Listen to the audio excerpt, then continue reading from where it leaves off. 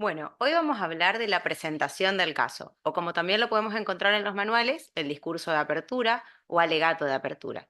Puntualmente vamos a decirle presentación del caso porque no es técnicamente un alegato. Entonces vamos a evitar todos los términos que nos puedan confundir, porque en este momento todavía no vamos a alegar.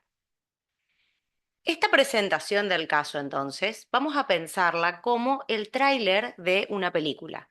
En este caso vamos a decir entonces el tráiler de lo que vamos a esperar que se vea en el juicio.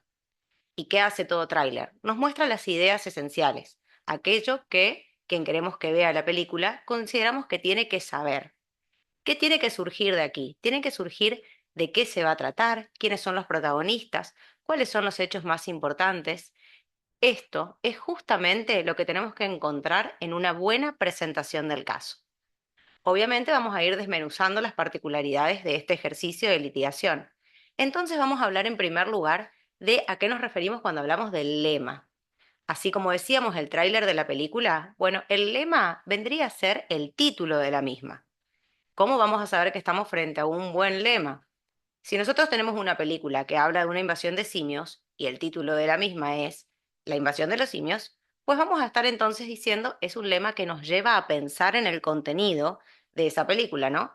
Esto es lo que tenemos que conseguir en cuando encontramos o cuando buscamos un lema para nuestro caso. Una frase simple, sencilla, corta, que al juzgador lo lleve a pensar en nuestra teoría del caso, en nuestra visión de lo que le queremos plantear a lo largo del juicio.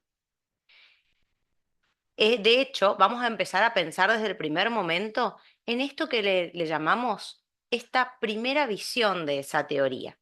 Porque en la presentación del caso, nosotros vamos a estar teniendo la primera oportunidad de hablarle al juzgador, de pedirle que vea todo aquello que vamos a producir en el juicio desde la óptica de nuestra visión, de nuestra teoría del caso, de eso que queremos desde el primer momento y hasta el último del juicio transmitirle.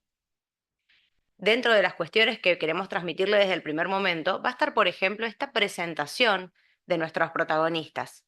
Decíamos en ese tráiler de las películas, esto es algo que no va a faltar, ¿no? El protagonista va a estar claro y probablemente terminemos de ver el tráiler y sepamos quién es el bueno, quién es el malo. Estas cuestiones también tienen que surgir de nuestras presentaciones del caso. Muchos autores hablan de esto como humanizar el conflicto, otros de identificar a los protagonistas, pero todas estas cuestiones, como sea que las trabajemos, van a tener como finalidad que para el juzgador, las personas que van a ser aquellas que van a reinar en la importancia en todo lo que va a ser el juicio, sean desde este momento alguien conocido para ellos. Y conocidos, como siempre, desde nuestra óptica y nuestra estrategia. Si vamos a estar del lado de la querella o de la acusación, por ejemplo, vamos a tratar de humanizar normalmente el perfil de la víctima y vamos a tratar de mostrar las cuestiones del acusado que nos parecieron importantes para tenerla hoy a esta persona sentada en ese lugar. Vamos a poder, obviamente, hablar de los principales testigos o peritos que van a participar si esto fuera relevante, pero no desde una óptica deshumanizada, o sea, no desde el perfil de el imputado, la víctima, el perito, sino de las personas que están por detrás de esas categorías, de Juan, de Pedro, de María, mostrarles desde el primer momento al juzgador esos seres humanos que tenemos en ese conflicto en el que van a intervenir. Pero todo esto, ¿cómo lo hacemos? ¿Cómo hacemos que este tráiler transmita estas cuestiones más importantes? El primer punto a analizar es que desde este primer momento tenemos que empezar a contar una historia, o como le dicen hoy, storytelling, este término tan importante porque en realidad es un término que congloba muchísimas cuestiones y que habla principalmente no solo de contar una historia, sino de contarla de manera persuasiva, de una manera interesante. Todos sabemos que yo puedo decir exactamente lo mismo, pero diciéndolo de una forma neutra, de una forma poco persuasiva, no voy a tener nunca la misma llegada que si lo hago buscando justamente esa persuasión.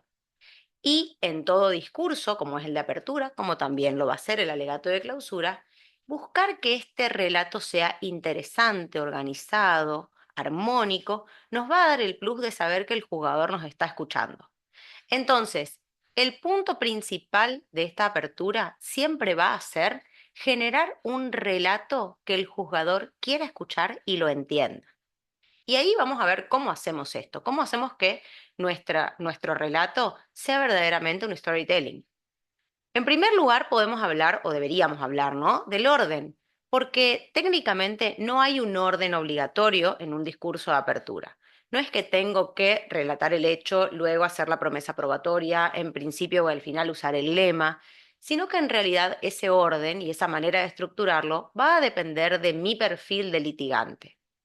Sin embargo, lo que no me puede pasar es no tener un orden. Tengo que saber qué quiero decir, en qué momento lo quiero decir y cómo lo quiero decir. Y ese orden no va a ser aleatorio, sino que va a venir desde la estrategia, desde centrar esas ideas más importantes.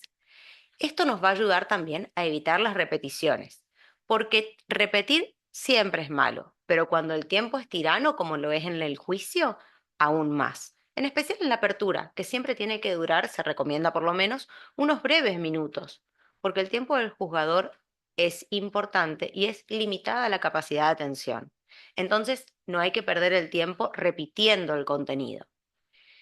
Y acá podemos decir, bueno, ¿cómo centramos las ideas más importantes? Obviamente, el orden en que las coloquemos va a tener una virtual importancia, ¿no? Vamos a decir, bueno, lo que es más importante normalmente lo voy a decir al principio o al final, porque son los momentos en los que la concentración del juzgador con seguridad está. Al principio, naturalmente, porque comienza a escucharnos. Y al final, sobre todo, si podemos advertirles que ese final está llegando.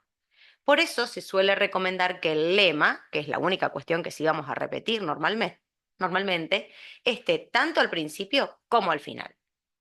Empezar con una frase fuerte nunca va a ser lo mismo que empezar, por ejemplo, con buenas tardes, señor juez, buenas tardes, imputado, buenas tardes, mamá, buenas tardes, tía, buenas tardes, público presente. Esos minutos ya los perdí. Empezar con un lema me aporta siempre fuerza, persuasión. Pero además podemos centrar las ideas más importantes también desde lo que es el lenguaje no verbal, desde los tonos que utilizo, los silencios que aplico, el uso de las manos y de los gestos, enfatizar una idea, enumerar los puntos importantes. Estas cuestiones ayudan a que la manera en la que me dirijo al juzgador efectivamente llegue en la comunicación. Evitar los detalles irrelevantes. Tenemos que saber que el juicio arranca con la apertura. La apertura no tiene que transformarse en una clausura. Y uno de los puntos es este. Si yo en la apertura comienzo a dar muchos detalles, normalmente voy a estar incurriendo en un error, porque voy a pretender que la información el juzgador la capte de una y no que la vaya construyendo, que es lo que en realidad debo buscar como litigante que suceda, que vaya construyendo esa información a lo largo de todo el juicio. Y obviamente, centrar también esta controversia. Si yo vengo al juzgador y le muestro mi teoría del caso, puedo surtir un buen efecto, puedo obtener algo de lo que quiero. Pero si además desde la apertura logro dejar en claro por qué mi versión es mejor, más creíble o más acertada en la realidad que la del contrario, entonces voy a tener un plus impagable. Centrar esa controversia desde el primer momento nos da siempre un punto más. Otra cuestión importante y que tiene que estar en todo discurso de apertura es esta promesa probatoria. ¿Cómo pienso probar todo esto que les estoy diciendo? ¿Cómo voy a mostrarles que esta historia tiene su base en los hechos, en la prueba? Y acá hablábamos hoy del tema del orden, ¿no? En este punto no hay un momento en que obligatoriamente tenga que estar la promesa probatoria. Decía hoy, no es que voy a decir el relato de los hechos, luego la promesa. No necesariamente. Eso puede ser una opción del litigante.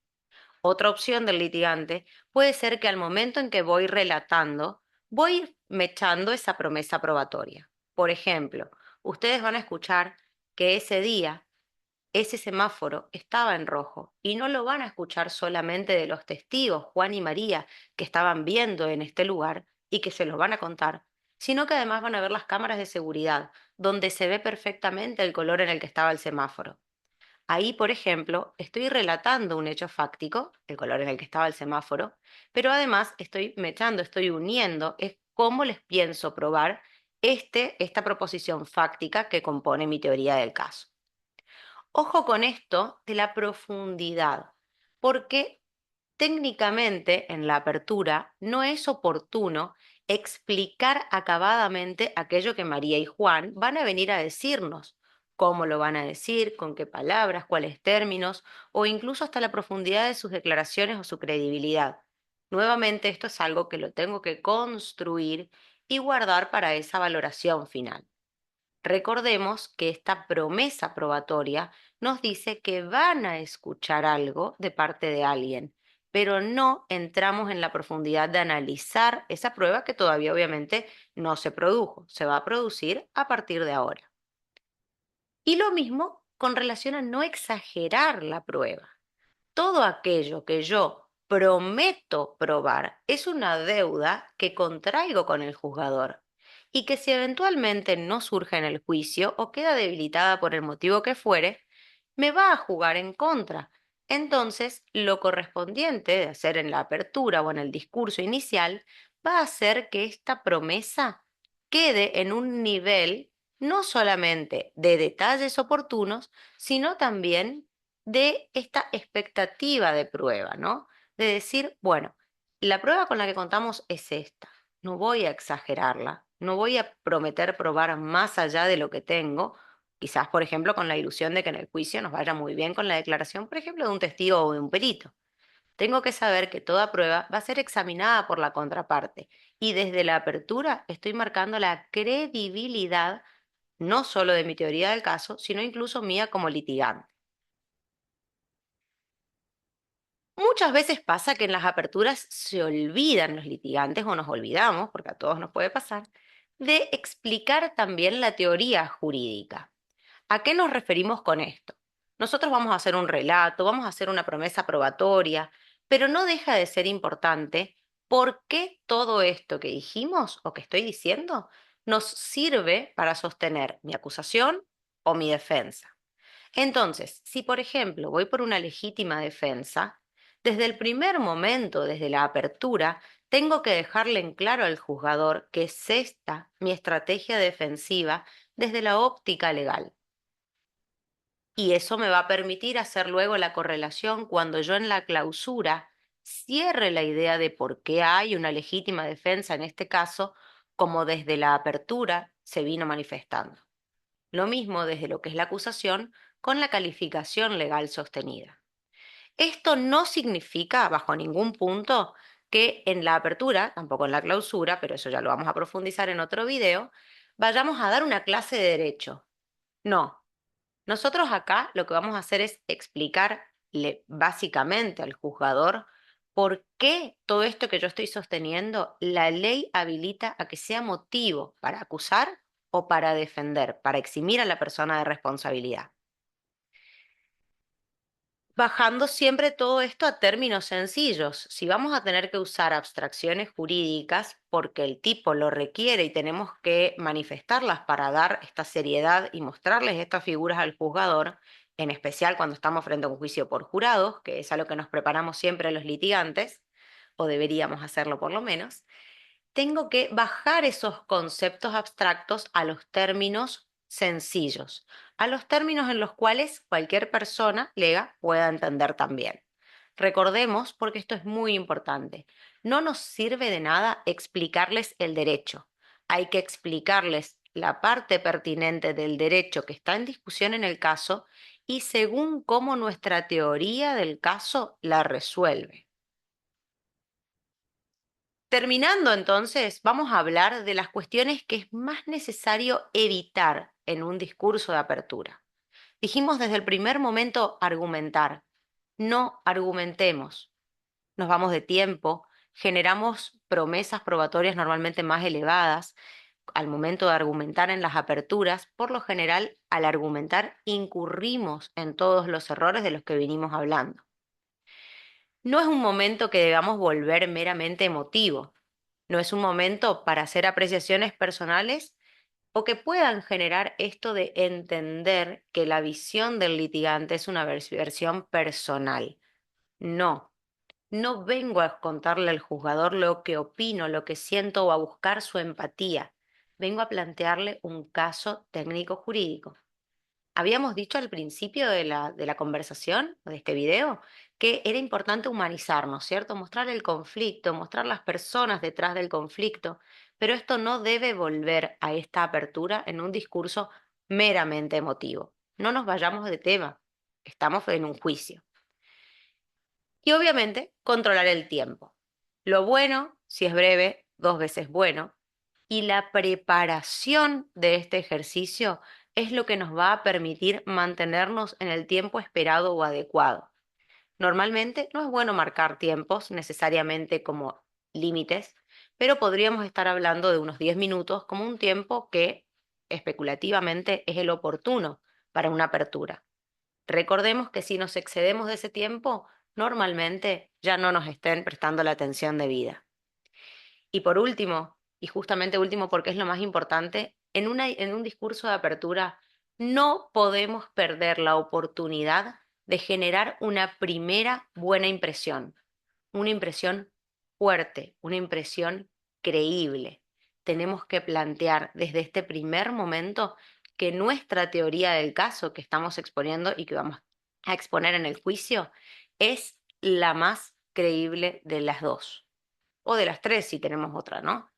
Pero esta fuerza la vamos a dar si trabajamos en este ejercicio pensándolo desde la preparación y la persuasión. Todo un desafío, ¿no? Nos vemos en el próximo video.